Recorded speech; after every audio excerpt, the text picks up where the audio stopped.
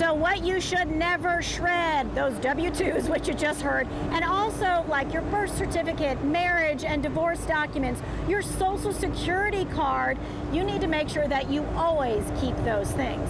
Now, paper shredding isn't the only thing that you need to be worried about.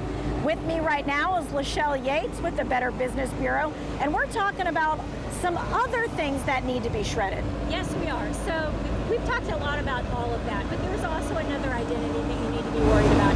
It is your medical identity.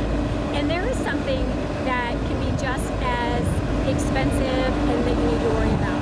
So we think a lot about, shredding all of that, but it can be just as costly with your medical identity. And your medical identity is your name, your date of birth, but it's also your health insurance information and your prescription information. And on the black market, that can be just as costly as your social security number or your credit card number.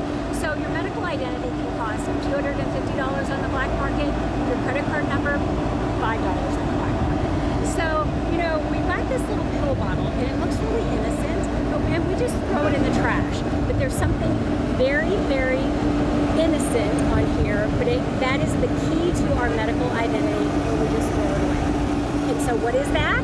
That is our name and our prescriber's name. And that is all that somebody needs to seal our medical identity. All right, so when you're talking about these kinds of bottles, they are in everybody's cabinet right now. I have one. So what do I need to do if I'm getting rid of it? So all you need to do is take your magic marker, and you just need to very carefully write through your name and your doctor's name before you throw that in the trash. And it only takes a few seconds. And you also want to write through the prescription number, because the thief can take that to the pharmacy and also try to get that filled. And you wanted to mark through that information, because here's how that works. A thief can call up your doctor's office and say, hey, I've moved and here's my new address.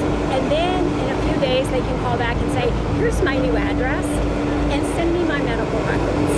And from there, all they have to do is they can get surgeries in with that information. They can go to the doctor, they can get prescriptions. And that is a big deal, because they can use up all of your medical benefits. But worse is that their information can get commingled with your information.